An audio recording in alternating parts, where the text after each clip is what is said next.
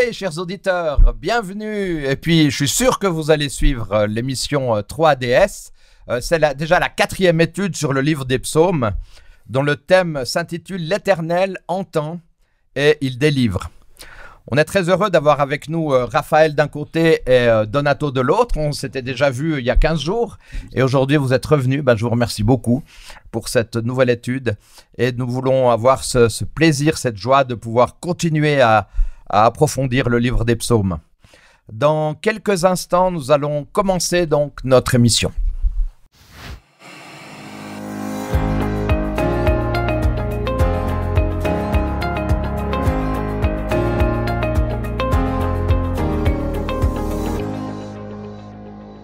Alors, j'aimerais vous poser une première question. Donato, imagine qu'un jour, mais sûrement que tu l'as réalisé plusieurs fois dans ta vie, tu te trouves au pied d'une grande montagne, d'un très haut clocher, tu lèves les yeux.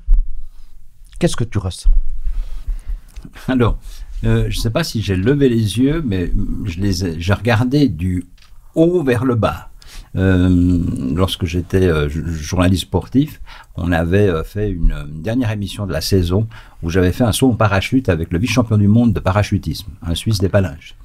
Et là, tu as ressenti des trucs, je pense. Ah ouais, on était à 4000 et quand il a fallu partir, eh bien là, j'ai dit Seigneur, je remets ma vie dans tes mains.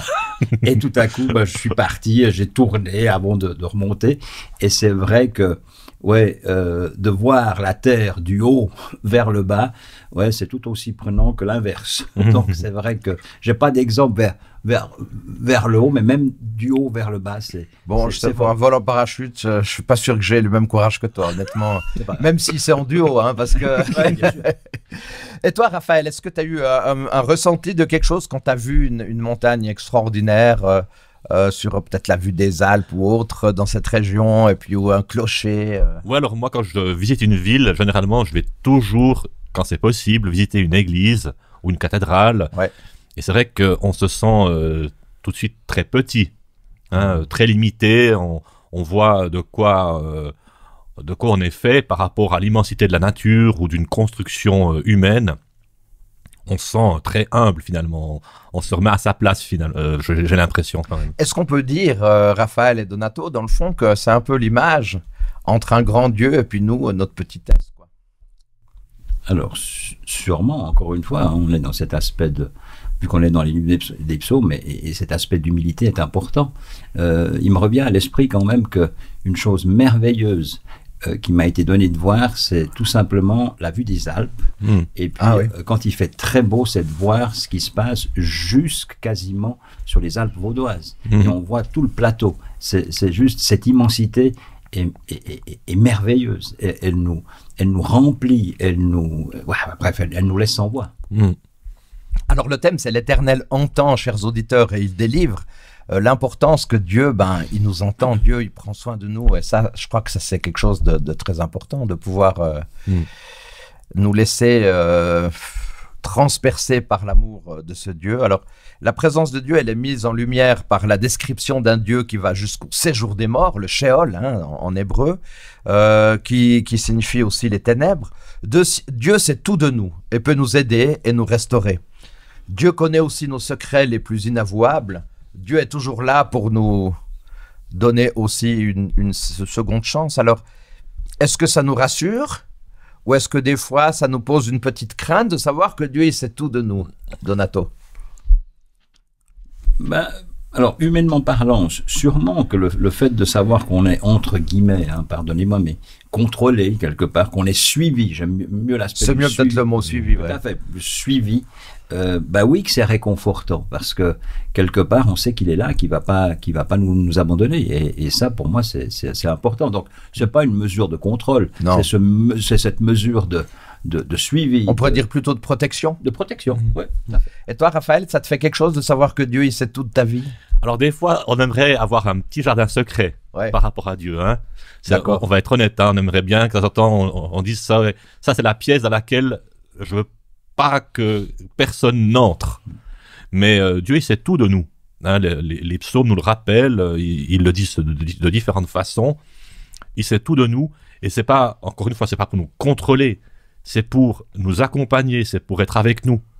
Et quand on a cet état d'esprit-là, on fait pleinement confiance à Dieu, parce que si c'est tout de nous, même les choses qu'on n'arrive pas à avoir, dont on n'arrive pas à avoir conscience, ben, il va nous aider dans notre cheminement, tout simplement. Tout à fait. Alors là, il y a peut-être une différence entre Dieu et les humains. Dieu, il sait tout de nous, mais il est là pour m'aider. Et les humains, des fois, s'ils savent beaucoup de choses sur nous, ils seront peut-être là pour nous juger ou éventuellement poser un diagnostic qui n'est pas celui qu'on souhaiterait. Absolument. Ouais. Alors là, j'aimerais poser une question à Donato puis Raphaël aussi. Que pensez de l'idée, en tout cas on voit ça dans le livre des psaumes à longueur de chapitre, que pensez de l'idée qu'on n'a pas le droit de juger les autres? Alors, je serais très terre à terre, mais qui suis-je pour juger l'autre? Qui suis-je pour juger quelqu'un qui vient d'une autre culture, qui vient qui vit avec ou qui a vécu avec une autre éducation, qui a sûrement un point de vue qui est différent du mien? Si je reste pas dans l'écoute, dans l'ouverture à l'autre, et surtout sans jugement, ben c'est comme ça qu'on peut pouvoir se rapprocher. Mais si j'ai des a priori sur les personnes, ben on le sait. Le fait de dire ah ouais, mais il est comme ça ou elle est comme ça, ben en fait on va pas laisser de porte ouverte pour dialoguer. Et ça, Raphaël, merci Donato pour cette intervention. Est-ce que le fait de juger l'autre, c'est pas une manière de se dédouaner soi-même, de se déresponsabiliser pour mettre toute la faute sur l'autre? Souvent quand il y a un proverbe, je crois que je sais pas de quel pays ça vient, mais on dit quand on pointe le doigt vers quelqu'un, il y en a 3 contre nous. On a 3 contre nous. Ouais. Donc on a très facilement tendance à se cacher derrière notre petit doigt ou à se cacher derrière nos propres convictions pour juger les autres en disant voilà, finalement on se sent un peu meilleur quand on juge les autres, parce qu'on se dit on est quand même pas aussi grave, aussi pire, comme diraient les jeunes, on n'est pas pire que les autres, on est pas si mal finalement. Et en jugeant, on a toujours tendance à se trouver pas si terrible que ça finalement. Ouais. Exactement. Ou alors, quand on juge les autres, on se dit on n'est pas si mal non plus. Ouais. Alors, j'aimerais bien prendre avec vous ce texte de Psaume 121, parce que c'est un très beau psaume. Alors, c'est vrai que j'ai souvent l'habitude de le citer puisque j'ai une fonction de pasteur, d'aumônier, un ensevelissement, mais il n'y a pas seulement pour un décès qu'il est valable, ce texte. Il est pour nos vies de tous les jours. Alors, le cantique des degrés. Je lève mes yeux vers les montagnes. On a parlé de montagnes tout à l'heure dans la question d'accroche. D'où me viendra le secours? Le secours me vient de l'Éternel, qui a fait les cieux et la terre. Il ne permettra point que ton pied chancelle. Celui qui te garde ne sommeillera point. Voici, il ne sommeille ni ne dort, celui qui garde Israël. L'Éternel est celui qui te garde. L'Éternel est ton ombre à ta main droite. Pendant le jour, le soleil ne te frappera point, ni la lune pendant la nuit. L'Éternel te gardera de tout mal. Il gardera ton âme. L'Éternel gardera ton départ et ton arrivée dès maintenant et à jamais. Alors, chers auditeurs, vous avez peut-être l'occasion d'ici quelques jours ou quelques semaines de partir en voyage, de partir assez loin. J'aimerais vous garantir que l'Éternel garde votre départ et votre arrivée. Et ça, je crois que c'est quelque chose de très important. Est-ce qu'il y a quelque chose, Donato, qui peut t'impacter dans ces quelques versets? Oui. C'est qu'il y a un début, il y a une fin. Et on le sent bien, hein, dès maintenant et à jamais. Et puis ce jamais, c'est l'ouverture sur la porte sur l'éternité, en quelque sorte, hein, pour nous. Et quelquefois, c'est un peu difficile aussi de le partager avec des non-croyants, hein, d'imaginer cela. Oui, et surtout, cet aspect de veille. Pour avoir à l'époque travaillé comme aide-infirmier dans un hôpital pas très loin d'ici, eh bien, quand on veillait, les gens dormaient. Et il fallait simplement être là, s'occuper de quelqu'un qui était en mauvaise posture. Et c'est vrai que ce mot de veille, c'est prendre soin, même effectivement, comme on disait il y a quelque temps en arrière, dans le silence. Et cette veille, c'est un peu comme la veille scientifique, c'est de se tenir au courant, d'être toujours en lien, quoi qu'il arrive. Et cet aspect de veille, pour moi, est important. C'est vrai que l'exemple de celui qui fait des veilles, qui reste la nuit et tout ça, c'est... Alors, peut-être des fois, on se dit, tiens, il n'y a pas grand-chose, puis tout d'un coup, ça s'emballe. Donc, il faut toujours veiller.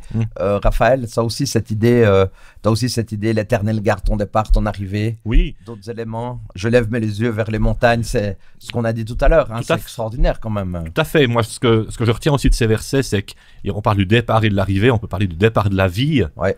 Hein, Dieu nous connaît dès notre conception. Et il sait le jour où on va partir, quitter cette vie. Il sait toutes choses. Et son unique objectif, c'est que ça ne s'arrête pas à ça. Ça s'arrête jamais, en fait.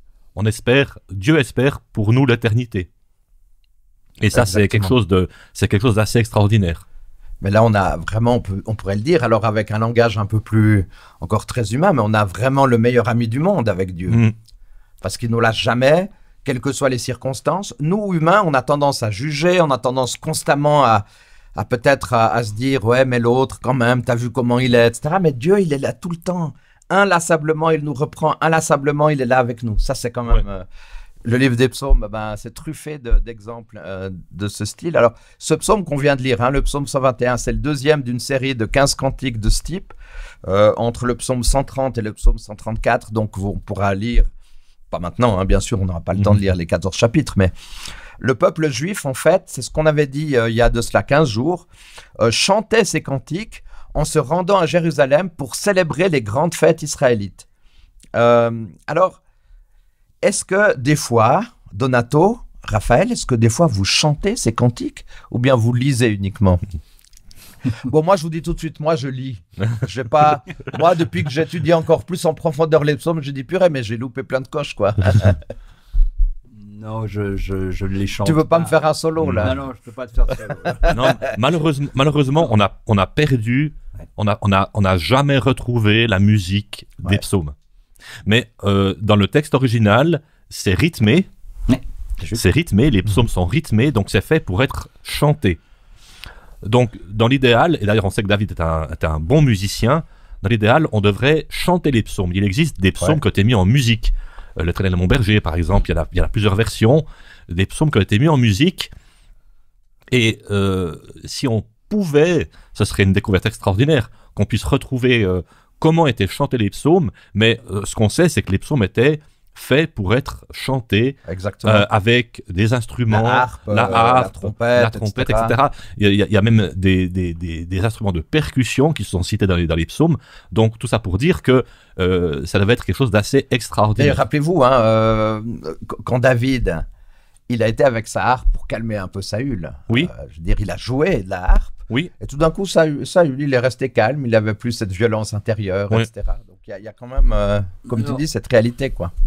On en vient à ce fameux adage populaire, la musique adoucit les mœurs. Mais c'est loin d'être simplement un adage, mais c'est effectivement une vérité. Tu le disais tout à l'heure, Raphaël, c'est que il y a dans la versification, la manière de construire le texte, effectivement un rythme. Et ce rythme-là, même si on ne le chante pas, mais le fait de le relire tranquillement, de prendre le temps, de laisser le temps au temps, de bien le lire, de bien s'imprégner du texte, on va sentir ce rythme aussi en nous, même si on ne le chante pas. Après, si on le chante, bienvenue, mais voilà. Je crois que c'est Alfred Kuhn qui avait fait une version rythmée des psaumes. Ah oui, de la musique, ouais. Il a pas fait la musique, mais il indiquait le nombre de temps qu'il y avait dans chaque psaume. Donc c'était assez bien fait. Je crois que c'est les psaumes pour notre temps. Je crois que c'est le terme exact. Et c'est des psaumes il les a traduits rythmés. D'accord. Donc je trouve assez intéressant. On ne peut pas faire rimer les psaumes, il y a des auteurs qui l'ont fait, mais on traverse un peu le texte. Par contre, faire en sorte que ça soit un rythme qui soit correct, ça c'est tout à fait possible. Peut-être une fois on pourrait analyser aussi avec les auditeurs, avec nous tous, parce qu'il y a des chapitres très courts, mais des chapitres d'une longueur presque infinie. Il faudrait peut-être analyser, de se dire pourquoi est-ce qu'il y a des chapitres courts, des chapitres longs, etc. Oui, tout à fait. Et c'est vrai que ça fait partie. Alors là, dans ce psaume 121, moi je trouve intéressant par quelle question commence ce cantique. Il y a une question très claire. D'où me viendra le secours? Je lève mes yeux vers les montagnes. D'où me viendra le secours? Et ça, c'est une belle... Moi, je trouve une question extraordinaire de la part de David ici. Ça, c'est du langage. verbal, mais combien de fois vous le faites avec un langage non verbal? C'est-à-dire que quand vous êtes en face d'une situation et que vous ne savez pas que faire, ben souvent vous levez les yeux au ciel, ou alors vous mettez la main dans les cheveux et vous dites « Aïe, qu'est-ce que je fais là? Qu'est-ce que je dois faire ?» Donc effectivement, d'où me viendra le secours? Puis je lève mes yeux, je dirais presque instinctivement. D'ailleurs, moi j'ai jamais vu personne dire « Mais... » Qu'est-ce que je fais? Le geste, il est plutôt tourné vers le... Mais il n'y a pas un pléonasme un peu? Je lève mes yeux vers les montagnes, d'où me viendra le secours? Le fait de lever les yeux vers les montagnes, on sait déjà d'où viendra la réponse. Oui. Ouais, c'est juste. Mais alors, pourquoi les montagnes? Est-ce qu'il y a une idée précise derrière les montagnes? Alors, dans la Bible, la montagne, ça représente souvent la présence de Dieu. Hein, il se révèle, très bien, entre autres, pas seulement, mais il se révèle entre autres sur les montagnes. Ouais. Il y a le fameux mont Sinaï, il y a le mont de la Transfiguration. Enfin, il y a plusieurs exemples dans la Bible où on voit que Dieu se révèle sur une montagne.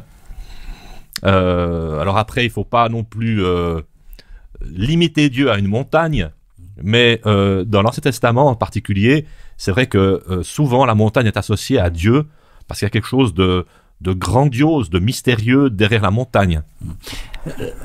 C'est intéressant l'aspect mystérieux de la montagne, parce que souvent dans la montagne, il y a l'aspect aussi de la forteresse. Oui. Ça n'existe plus, il n'y a plus de troupes de forteresse à proprement parler aujourd'hui dans l'armée suisse, mais réellement cet aspect de forteresse, à Saint-Maurice par exemple. Solide, le roc. Durant la Deuxième Guerre mondiale, le fait de savoir qu'une partie de l'alimentation pour la population suisse était dans les remparts de Saint-Maurice, c'est vrai que ça a permis d'aider toute la population valaisanne, mais aussi au-delà en Suisse, parce qu'on savait que il y avait quelque chose de fort, d'enraciné, et puis sur laquelle on pouvait compter. Donc cet aspect de forteresse, de se raccrocher. C'est un aspect de grandeur qui nous dépasse peut-être. Parce que c'est vrai, quand on voit une montagne, moi je dis quand on est au pied d'une montagne, ça nous dépasse quand même. Il y a quelque chose de monstrueux, il y a un truc qui fait presque peur en disant, moi je veux pas faire de la varap parce que je vais me planter, quoi. Voilà, c'est ça. Ouais. Mais je pense que si on laissait la parole à tous les alpinistes, ceux qui en font avec une certaine dédiction, puis qui se préparent en conséquence, ils vous diront qu'ils ont un profond respect, une humilité pour la montagne. Exactement. Impressionnante. Tout à fait. Alors oui, vous l'avez signalé, là, il y a le mont Ararat où l'arche s'est échouée, il y a la montagne où Abraham a rencontré Dieu et a voulu offrir son fils, il y a le mont Sinaï. Et puis, tout à l'heure, on y reviendra aussi, parce qu'il y a aussi dans le Nouveau Testament. Je reviens quelques instants tout à l'heure sur la montagne. Maintenant, cette question, d'où me viendra le secours? Comment ça vous parle, ce questionnement? D'où me viendra le secours? Disons qu'on peut chercher le secours dans de très mauvaises directions. Aujourd'hui, la société, elle nous dit, cherchez le secours dans vous-même.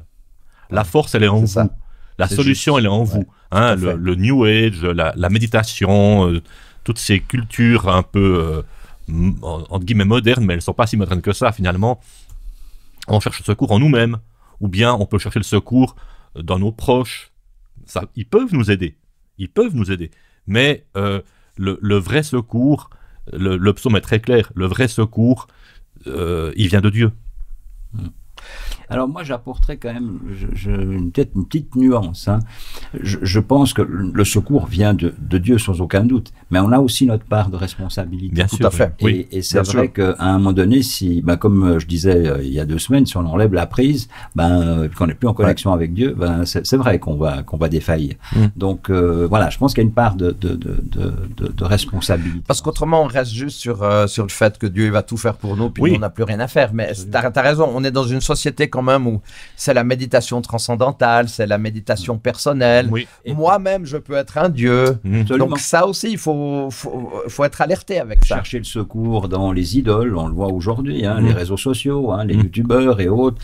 On parlait de santé mentale il y a 2 semaines, mais c'est les addictions, que ce soit à la drogue, à la cigarette, à des jeux vidéo. Bref, faut juste savoir qu'en Suisse, on a le CHUV qui a juste un département d'addictologie et qui traite à tous les niveaux justement ces moyens de secours que la société a créés de toutes pièces sans se soucier du secours principal qui est celui de Dieu. Alors, dans le Nouveau Testament aussi, c'est intéressant. Hein, on a vu, je ne veux pas revenir que sur la montagne, mais il y a quand même des exemples. Et nos chers amis montagnards pourront être aussi peut-être touchés par ces exemples de la Bible, qu'on soit engagé dans la foi ou bien qu'on soit laïque, qu'on soit même athée, etc.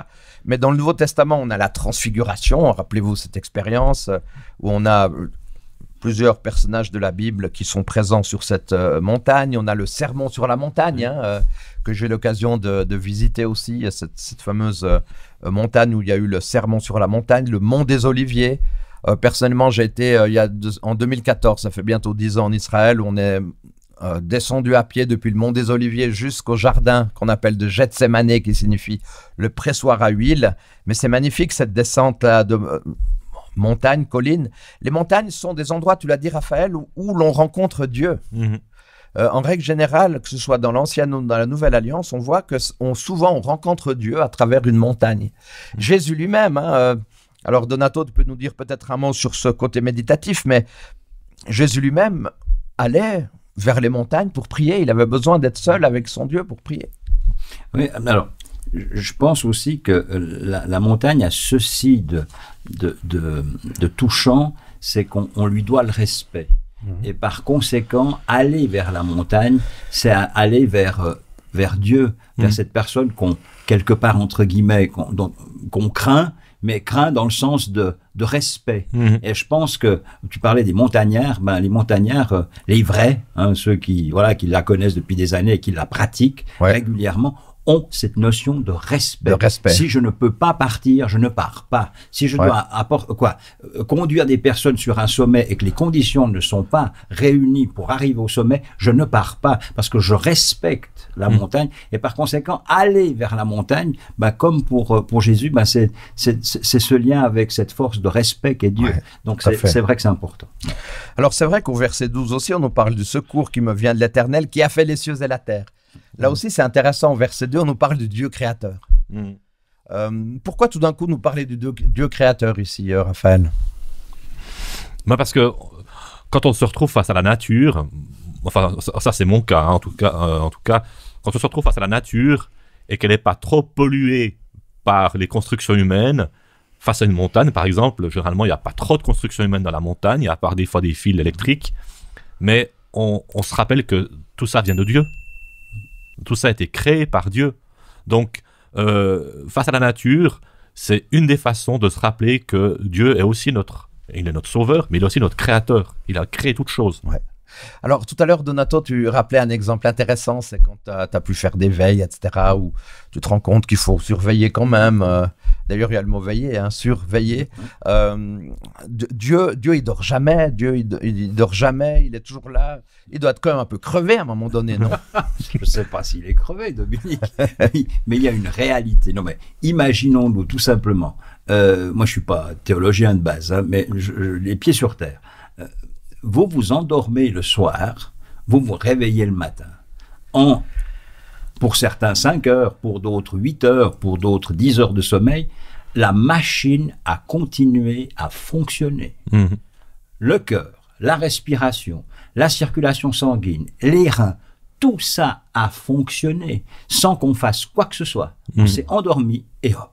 Et en plus, on génère de l'énergie qui nous permet le matin de nous lever et de dire, bon, allez, on est parti pour une nouvelle journée. Seigneur, béni sois-tu, on y va. Je rappelle juste que le sommeil, c'est la mort, et le réveil, c'est la résurrection. Donc, on a aussi des réalités humaines qui font partie de nos... Moi, je ne veux pas donner toute mon expérience de Covid où j'ai été intubé 5 jours, mais ce qui était intéressant, c'est qu'on m'a endormi à un moment donné, puis quand je me suis réveillé, j'ai l'impression qu'il y avait quelques heures seulement qu'on m'avait endormi. Et on a ça... un moment ou un autre, si une personne doit passer par la mort, puis qu'après, il y aura la résurrection, le timing, il sera très court, en fait. Paul dit en un clin d'œil. En un clin d'œil, c'est ça, exactement. Laetitia dit souvent, mon épouse, elle dit souvent qu'elle a travaillé comme infirmière au Flon, à l'EMS Le Flon à Oron, et elle avait une petite dame, et en fait, toute recroquevillée dans son lit. Puis elle dit, mais vous avez... Alors, Laetitia, je le raconterai sûrement mieux que moi, mais je partage. Vous n'avez pas peur de mourir? Elle dit, mais non, j'ai pas peur de mourir. Puis elle était quasiment peut-être centenaire et même plus. Pas peur de mourir. Quand je fermerai les yeux et quand je les rouvrirai, le Seigneur sera là. Ah ouais, c'est très beau, c'est Voilà. très beau. Alors, Raphaël, je vais te poser une question très difficile. Dans le fond, au verset 7, il est dit l'Éternel te gardera de tout mal et il gardera ton âme. Aujourd'hui, il y a la guerre en Ukraine, il y a l'attaque effroyable du Hamas, il y a l'attaque d'Israël dans la bande de Gaza. Je crois qu'il ne faut pas non plus avoir peur des mots. 13 000 morts, etc. Ouais. Il est dit il te gardera de tout mal. Mais ça paraît irréaliste, non? Alors si on s'arrête là, oui, mais la suite du texte nous le dit, il gardera alors ton âme ou ta vie. Et je crois qu'on l'a déjà évoqué plusieurs fois, pour Dieu le plus important, c'est pas seulement notre vie terrestre, c'est notre vie éternelle. Et dans ma version, c'est marqué, il gardera ta vie. Et notre vie, elle ne s'arrête pas le jour où on meurt. C'est qu'une étape. Mais des fois, je me dis, mais c'est terrible quand même que, bon, il y a ces textes qui sont magnifiques. Oui. Puis il y a du mal sur cette terre, mais c'est pas possible, ça. C'est incroyable.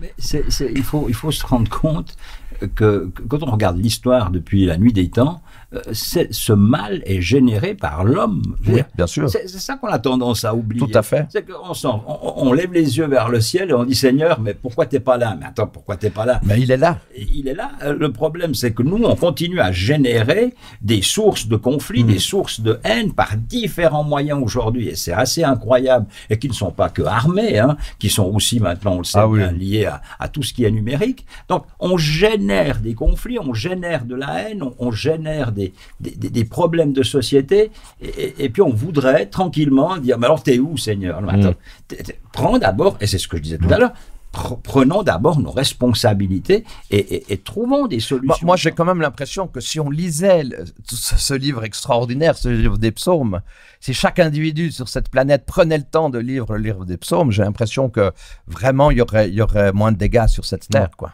Parce que là, on a quand même des textes où on voit qu'on a un Dieu qui est là à nos côtés, qui veut nous, on peut s'adresser à lui, il nous aime, il nous aide, il nous réconforte. Mais à tous les niveaux, la Bible reste toujours et contre tout un livre de management. Je veux dire, on produit par dizaines de milliers des écrits dans le domaine du management. Il suffirait de s'intéresser un peu plus en profondeur, puis on verrait que c'est en lien avec de comment on doit gérer.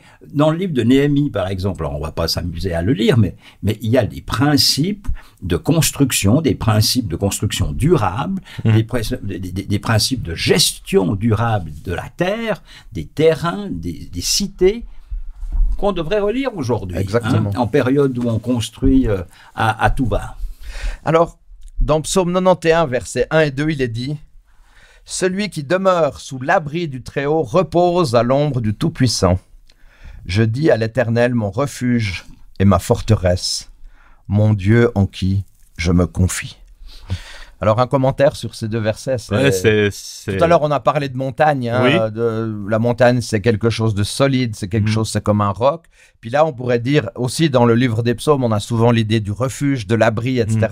Et là, c'est le refuge qui est ma forteresse, mon Dieu en qui je me confie. Oui, alors là, on voit que le psalmiste, il a une confiance absolue en Dieu. Et il n'y a pas de doute dans son esprit que Dieu est un abri et une forteresse. Ouais. Et c'est vrai que je devrais prier plus souvent pour avoir cette confiance en Dieu. Parce que bien souvent, dès qu'il y a le moindre grain de sable dans les rouages, on crie au scandale en disant « mais qu'est-ce que fait Dieu? Qu'est-ce qui se passe ?» etc. Mais là, on voit que le psalmiste a une confiance totale en Dieu. Ouais, totalement. Il se confie totalement en lui et il n'y a pas de doute à ce moment-là. Mais pourquoi il se confie totalement en Dieu? Parce qu'il a eu des expériences fortes? C'est une des raisons. C'est une des raisons. Une des raisons, c'est que on parlait il y a 2 semaines, l'idée de se souvenir de ce que Dieu a fait dans nos vies. Si on a présent à l'esprit ce que Dieu fait dans nos vies, et pas seulement ce qui va arriver, les soucis qu'on peut avoir dans l'avenir, mais de se rappeler que Dieu intervient et est intervenu, je crois qu'on aborde les difficultés d'une autre façon. Et puis, il y a un mot qui, moi, me touche particulièrement, c'est le mot refuge. Voilà. Refuge. On parlait de montagne. Ouais. Moi, j'ai jamais fait de la haute montagne. Mais effectivement, ceux qui en font, on sait que le fait d'arriver dans un refuge, peu importe le sommet, mais ça va être un moment où on va être gardé, protégé, où on va pouvoir se restaurer, on va pouvoir récupérer des forces avant de continuer sa route sur les sommets. Exactement. Donc effectivement, cet aspect de refuge, il est juste essentiel. Si j'ai pas un endroit où je peux poser qui je suis, que je peux poser mes épreuves, mes problématiques et en parler à Dieu, et même mes bonheurs aussi. Parce qu'on a tendance à dire, mais on doit lui remettre nos épreuves, mais remettons-lui aussi nos bonheurs. Remercions, justement, comme tu l'avais déjà dit il y a 15 jours, la gratitude, la reconnaissance, c'est important. Absolument, oui. Alors, Donato, quel danger spirituel courons-nous en tant que croyants? Est-ce qu'on court des dangers spirituels? Alors, théologiquement, je ne sais pas, je ne suis pas compétent en la matière, mais c'est très simple de s'endormir. C'est très simple de dire, Dieu est là, je lis ma Bible, je prie régulièrement, je vais au culte, je suis en lien avec mes frères ou mes sœurs d'église. Donc, qu'est-ce qui peut m'arriver? Rien, je suis béni, tout va bien. C'est un risque. C'est de se dire qu'il ne faut pas s'endormir et c'est de rester dans le refuge et de veiller. Alors, justement, par rapport à ce que nous dit Donato, comment, Raphaël, apprendre à compter? Comment apprendre à compter sur la puissance de Dieu? Je crois qu'il faut bâtir sur les expériences qu'on a vécues avec lui. Ça, c'est une des bases importantes. Le souvenir. Le souvenir, entretenir ce souvenir. D'ailleurs, une des raisons d'être de la Bible, c'est de nous rappeler que Dieu est intervenu dans l'histoire et qu'il le fera encore. Donc, c'est quelque chose qui se cultive au quotidien. Jour après jour, il faut se rappeler de ce que Dieu a fait dans nos vies, de comment il est intervenu. Et on a plein d'exemples dans la Bible où des hommes et des femmes, et même des enfants d'ailleurs, ont été secourus par Dieu, ont été défendus par lui. Et c'est un encouragement qu'on doit avoir présent à notre esprit tous les jours. Tout à fait. D'ailleurs, on a tendance un peu à se moquer des cérémonies du souvenir. Que ce soit en Suisse ou en France ou dans d'autres pays d'Europe, par exemple, qui ont connu la guerre. Mais en même temps, je pense que c'est important qu'une population, un jour J, puisse dire « Attends, stop, on s'arrête et on garde le souvenir des gens qui sont morts pour nous. Voilà. » Je crois que c'est important. Et d'ailleurs, il serait bon que chacun de nous lise, croyant ou pas, mais en l'occurrence croyant et investi dans une église, juste le préliminaire de la Constitution suisse qui dit « Au nom de Dieu Tout-Puissant ». Elle commence avec ça, c'est de dire que notre Constitution, notre fonctionnement institutionnel, on l'a remis dans les mains de Dieu. Voilà. Alors tu me tends une perche, Donato, merci beaucoup. Étant aussi aumônier, j'ai organisé une cérémonie de souvenir il n'y a pas longtemps, mais je peux vous dire que l'année passée, on a eu 15 décès dans l'EMS où je suis. Là, cette année, on est parti sur une base encore un peu plus élevée, mais j'aimerais donner juste le témoignage parce que c'est vrai que rendre hommage à des personnes qui ont œuvré pendant des années, des personnes qui ont œuvré pendant 95 ans, des fois même 100 ans, des fois un peu moins, mais voilà. Une personne disait, parce que j'avais donné comme exemple symbolique une rose. Des fois, je mettais une bougie, là, j'ai mis une rose, puis j'ai donné une rose aux familles. Puis la personne a témoigné en disant, mais merci, ça m'a tellement touché cette rose, parce que j'ai chez moi la photo de mon mari qui est décédé, et maintenant je mets la rose à côté. Et chaque fois que je vois cette rose, je vois aussi, je me rappelle des souvenirs. Je pense que les rituels, quels qu'ils soient, ça peut être le décès d'une personne, ça peut être un souvenir d'un événement.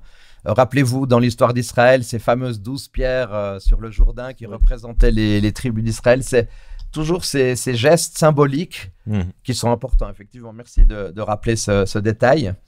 Alors c'est vrai, cher Raphaël et Donato, chers auditeurs, le temps avance. Il ne nous reste plus beaucoup de temps, encore 2-3 minutes.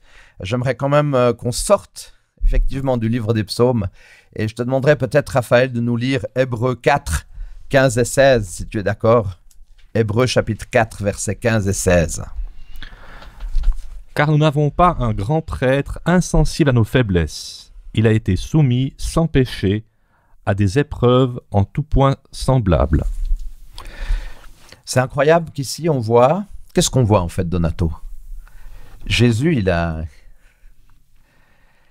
vécu des choses aussi incroyables comme nous. C'est ce qu'on disait il y a 2 semaines, mais c'est en lien avec ce que nous vivons aujourd'hui. Nous vivons des épreuves, nous vivons des situations, et ben, Jésus les a aussi vécues. D'ailleurs, il s'est posé aussi, lui, des questions, même jusqu'à sa crucifixion. Bien sûr. Mais Seigneur, pourquoi m'as-tu abandonné? Et je crois que voilà, c'est dans l'actualité, c'est ce que l'on vit au jour le jour. Alors, c'est rempli d'authenticité. Exactement. En lien avec ce qu'on vit aujourd'hui. Selon toi, Raphaël, pourquoi est-ce que tout d'un coup, David nous parle du sanctuaire? Parce qu'il y a beaucoup de textes dans le livre des psaumes où on parle du sanctuaire. Pourquoi? Bah, le sanctuaire, c'est la présence de Dieu au milieu de son peuple. Alors, d'ailleurs, David aurait voulu construire le temple, il n'a pas pu le faire. Hein. Il avait ça à cœur, mais Dieu lui a dit, tu as trop de sang dans les mains. Mais s'il parle du sanctuaire, c'est parce que il a envie d'être dans la présence de l'Éternel. Exact. Et ce que je trouve intéressant, dans le texte que j'ai lu, j'ai pas lu le verset 16, mais c'est une invitation à s'approcher. Approchons-nous donc avec assurance du trône de la grâce pour obtenir compassion et trouver grâce en vue d'un secours opportun. Je trouve extraordinaire. C'est que approchons-nous du trône de grâce, c'est magnifique. C'est magnifique. On ne doit pas être dans la peur de Dieu, on ne doit pas être dans la crainte, dans le mauvais sens du terme. On doit être dans le respect de Dieu. Mais il y a un effort à faire quand même. Hein. Des fois, on dit, tout le monde il est beau, tout le monde il est gentil, Dieu il fait tout pour moi. Je ne sais plus si c'est toi ou bien Donato qui avait dit ça, mais il y a l'aspect, on doit aussi faire quelque chose. On doit faire quelque chose, mais il nous dit, approchons-nous donc. Approchons-nous donc. Ça veut dire que il y a un engagement. Il y a un engagement, mais on peut s'approcher avec assurance du trône de la grâce. C'est pas du trône, c'est un trône de grâce, c'est-à-dire que Dieu, il est plein de grâce pour nous. Exact. Il a des, ça paraît un peu bizarre de dire ça comme ça, mais il est plein de bonnes dispositions pour nous. Il est capable de faire tout ce qui est possible et même ce qui est impossible pour qu'on soit dans sa présence. Alors la sainteté du sanctuaire de Dieu pousse le psalmiste à reconnaître que tous sont pécheurs, dans le fond, oui, il faut le reconnaître, et totalement, quelquefois même indigne de la faveur de Dieu, mais il n'y a rien en nous qui pourrait nous conférer un quelconque mérite aux yeux de Dieu. Donc, on ne peut pas se sauver soi-même, on ne peut pas se sauver par les œuvres. C'est une folie de penser qu'on peut se sauver par les œuvres. Donc, dans le fond, il n'y a que la reconnaissance, la gratitude et le fait de ne pas juger l'autre. Moi, j'insiste là-dessus parce que très souvent, je vois dans mon entourage professionnel aussi, des fois, des situations où on a tendance, mais de manière tellement irréfléchie, de juger l'autre. Et ça, je pense que c'est un truc que Dieu peut nous aider à changer, mais il a du travail avec ses enfants. Oui. Mais je pense que voilà, on a beaucoup parlé d'humilité et je pense que c'est vraiment par cette voie alors on parle de reconnaissance, de gratitude, mais aussi de reconnaître qu'on n'est pas bon, quoi, je veux dire, sur le fond, qu'on n'est pas toujours bon, voilà ce que je voulais dire, mais que, voilà, malgré tout, quelquefois on dérape, et Dieu, il accepte, et Dieu accepte qui l'on est, c'est-à-dire dans ses bons côtés, puis dans des côtés un peu moins bons, et je pense aussi que c'est cette amélioration continue qu'on a à faire sur Terre. Je veux dire, toutes les personnes qui vivent des moments difficiles, ou un prisonnier, il va peut-être pas être prisonnier toute sa vie, il n'aura pas que cette étiquette de prisonnier, il faut l'aider à sortir de cette étiquette pour qu'il reprenne une dignité. Et ça, exactement. Tout à fait. Et d'ailleurs, pour terminer, chers auditeurs, on est obligé de terminer. Le service du sanctuaire représentait le salut, la grâce. On a parlé de reconnaissance, de gratitude, la grâce qui se trouve en Christ. Et c'est peut-être le dernier mot pour l'étude d'aujourd'hui. C'est vrai qu'on a abordé cette étude numéro 4. J'aimerais, Raphaël et Donato, vous remercier infiniment d'être passés pour ces deux études. C'était pour moi une joie de pouvoir échanger, de pouvoir discuter ensemble. Et chers auditeurs, on se retrouve la semaine prochaine pour l'étude déjà numéro 5. Vous voyez que ce nouveau trimestre avance très vite, mais je pense dans le fond, il y a quand même quelque chose d'extraordinaire, c'est que Dieu nous aime, Dieu est présent et on peut toujours se reposer à l'ombre de ses ailes. Terminons par une dernière prière. Seigneur, merci parce que tu nous invites semaine après semaine à partager ta parole, à discuter, échanger sur les fondements de ta parole. Et là, nous avons ce trimestre tellement passionnant sur le livre des psaumes parce que c'est un livre qui nous touche parce que dans le fond, ça fait partie de nos réflexions, ça fait partie aussi de nos sentiments, ça fait partie aussi de nos expériences de vie, nos expériences de foi. Il y a des expériences super intéressantes où nous avons la joie dans nos cœurs, mais d'autres expériences plus douloureuses. Mais dans ces moments plus difficiles, nous savons que tu nous abandonnes jamais. C'est ça qui est très important. Quelles que soient nos expériences de vie, quelles que soient nos expériences de foi, toujours savoir que tu es à nos côtés, que tu souhaites nous tendre la main. Merci pour tout, Seigneur. Amen. Amen. À bientôt. Bye bye.